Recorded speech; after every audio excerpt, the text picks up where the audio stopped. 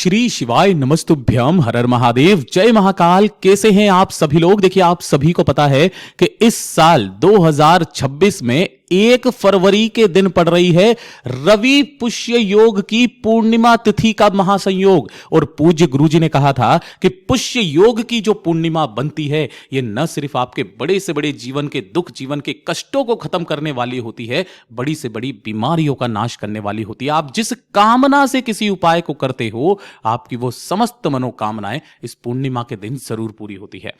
पूज्य गुरुजी की ही कथा से सुनकर के और समझ करके इस पूरे उपाय को बहुत ही आसान भाषा में आप सभी लोगों को बताऊंगा। परंतु उससे पहले आप सबसे बस एक छोटी सी प्रार्थना करना चाहूंगा कि जो भी शिव भक्त पहली बार आए हैं, चैनल को सब्सक्राइब जरूर से कीजिएगा। फिर चाहे आप वीडियो को लाइक करें या ना करें, लेकिन कमेंट बॉक्स में चंद्रमौली महादेव का नाम आज पूर्णिमा के दिन जरूर से लिख दीजिएगा। इस पूरे वीडियो में हम 3 महा उपायों के बारे में बात करेंगे जो आपकी अलग अलग कामना पूर्ति के लिए सिद्ध होंगे। तो आपको ध्यान से सुनना है और समझने की कोशिश करना है। सबसे पहले बात करते हैं हमारे पहले वाले उपाय की। ये वाला वही उपाय है जो कि आपको अपने घर की चौखट पर आज की रात्रि करना है। पूज्य गुरुजी जब इस उपाय को बता रहे थे तब कहा था कि अगर आपके परिवार में कोई भी व्यक्ति विशेष है ना, कोई या तो बच्चा हो या बड़ा बूढ़ा हो, जिनके कोई पुराना रोग है, कोई पुरानी बीमारी है जो दूर होने का नाम नहीं ले रही है ना, काफी सारे डॉक्टर के चक्कर पे चक्कर चल रहे हैं, दवाइयां जो है वो असर नहीं कर रही है, कोई छोटा बच्चा भी अगर बार बार बीमार पड़ जाता है। किस तरीके की बीमारियां हैं? नसों ने कार्य करना बंद कर दिया है, मांसपेशियों का खिंचाव वगैरह जो शरीर में रहता है, घुटनों का दर्द, कमर का दर्द, हमेशा अगर वो व्यक्ति बीमारी की कंडीशन में रहता है, बार बार डॉक्टर के चक्कर पे चक्कर लग रहे हैं, लेकिन कुछ असर नहीं दिखाई दे रहा है, चाहे कितनी भी पुराना रोग, पुरानी बीमारियां हो, चाहे शरीर का कैसा भी कष्ट हो, वो सारे के सारे कष्ट क्षण भर में समाप्त हो जाते हैं महाराज। पूज्य गुरुजी ने कहा आज की रात्रि आपको लेने होंगे चावल। कितने चावल लेने हैं यह ध्यान रखना, मात्र आपको 1 चुटकी के बराबर चावल लेने हैं, इससे ज्यादा नहीं लेने हैं। यानी कि 25-30 दाने आ जाएं, बस, इससे ज्यादा नहीं। कोई संख्या फिक्स नहीं है, इस चीज का विशेष करके ध्यान रखना, ठीक है। और इसी के साथ में आपको लेना होगा इस तरीके से 1 पीपल का पत्ता। क्या करना है? पीपल का पत्ता आपको लेना है कुछ इस तरीके से, ठीक है ना। रात्रि के समय अब आपको करना क्या है वो चीज ध्यान से सुनना। जैसे ही चंद्रमा का चांद निकल करके आएगा, उसके पश्चात आपको क्या करना है कि ये वाला ये जो पीपल का पत्ता आपने लिया है, इसी पीपल के पत्ते के ऊपर आपको 1 चुटकी चावल जो आपने लिए हैं ना, वो इस तरीके से रख देना है। पिछली पूर्णिमा के समय पर हमने भी हमारे परिवार के एक सदस्य के लिए किया था कुछ इस तरीके से। पीपल के पत्ते के ऊपर आपको चावल रख देना है और इसे रख करके जो भी बीमार व्यक्ति है, उस बीमार व्यक्ति के ऊपर से 21 बार घुमा करके, घड़ी की सुई की दिशा में घुमा करके, इसे जब रात्रि में चंद्रमा निकल करके आ जाएगा तो उस समय पर आपका जो मुख्य दरवाजा है, मेन गेट है ना, उस मेन गेट के बाहर, यहां पर जब आप अंदर जाते हो तो आपका जो सीधा हाथ है ना, इस तरफ में आपको उस चावल के दानों को पीपल के पत्ते के साथ ही रख देना है। अब यह चीज ध्यान रखना, इसी के सम्मुख में आपको एक दीपक प्रज्वलित करना है चंद्रमौली महादेव के नाम से। किनके नाम से? चंद्रमौली महादेव के नाम से। इसके पास में एक दीपक आपको प्रज्वलित कर देना है, जला देना है। पूर्णिमा की पूरी रात इसे यहीं पर रखे रहने देना। जब अगला दिन आएगा ना, तो अगले दिन सुबह आपको उठना है। दीपक तो ठंडा हो चुका होगा, इसे आप वापस काम में ले सकते हैं, लेकिन जो ये पीपल के पत्ते के ऊपर चावल हैं, इन चावलों को अपने हाथ में उठाना और जो भी बीमार व्यक्ति है, उस बीमार व्यक्ति को बोलना कि वो इसे 3 बार सूंघ ले, है ना, सूंघना है ना, 3 बार उन्हें सूंघाना और उसके पश्चात इसे किसी भी बहते नदी, तालाब, सरोवर के अंदर जाकर के प्रवाहित कर देना। अगर आपके आसपास कोई बहता नदी, तालाब, सरोवर नहीं है तो उस केस में आपके घर के आसपास जो भी बेलपत्र का पेड़ हो, उस बेलपत्र पेड़ के नीचे रख करके चले आ जाना। पूज्य गुरुजी ने कहा था चाहे कितने भी पुराने रोग, पुरानी बीमारियां क्यों ना हो, पूर्णिमा के दिन वो सारी बीमारियां, सारे कष्ट समाप्त हो जाते हैं। पूज्य गुरुजी का बहुत अद्भुत और अचूक उपाय है, जरूर से कीजिएगा। और ये दूसरे नंबर का तो उपाय आपको करना ही करना है। देखिए, हर एक व्यक्ति के जीवन में सपना होता है कि उसका खुद का घर का मकान हो, उसका खुद का वाहन हो, है ना। जितने भी भौतिक सुख सुविधाएं होती है, भौतिक सुख सुविधाएं, अगर आप अपने जीवन में भौतिक सुख सुविधाओं का लाभ उठाना चाहते हो, वो सुविधाएं आपको भी मिले, मेरा बाबा आप पर कृपा करे, तो पूर्णिमा की रात्रि को ये उपाय करना बिल्कुल भी मत भूलना। पूज्य गुरुजी ने विशेष तौर पर कहा था कि अगर आपके खुद का घर का मकान नहीं है, वाहन नहीं है, भौतिक सुख सुविधाएं आपके जीवन में नहीं मिल पा रही है, कभी न कभी आपको जीवन में धन को लेकर के समस्याओं से गुजरना पड़ रहा है, तो एक छोटा सा काम करना।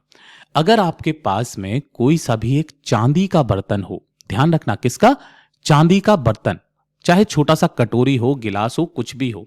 अगर चांदी का बर्तन है तो बहुत अच्छी बात है, अगर नहीं है तो उस केस में आपको क्या करना है, उस केस में कोई सा भी एक स्टील का बर्तन लेना है। किसका, स्टील का बर्तन, कोई गिलास वगैरह कुछ भी आप ले लेना।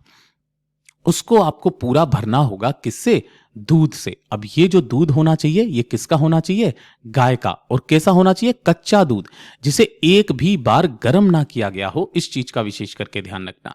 एकदम कच्चा दूध आपको लेना है, ठीक है ना। इस दूध को इसी के अंदर भर करके आपको मात्र एक चावल का दाना, जो कैसा होना चाहिए, अक्षत होना चाहिए, पूर्ण टूटा हुआ चावल का दाना ना हो, और एक बेलपत्र आपको लेनी है जो कहीं से भी खंडित कटी फटी ना हो, ठीक है ना। उसे भी आपको इसी वाले बर्तन के अंदर ही डाल देना है। डाल देने के पश्चात ये वाला जो बर्तन है ना, आपको अपने पूरे घर में घुमा करके अपने घर के मंदिर में जाकर के इसे रख देना है। किसी भी समय रख देना, चाहे सुबह रख देना, दिन में रख देना, शाम को रख देना, किसी भी समय पर रख दिया। इसी के सम्मुख में हो सके तो एक दीपक प्रज्वलित कर देना।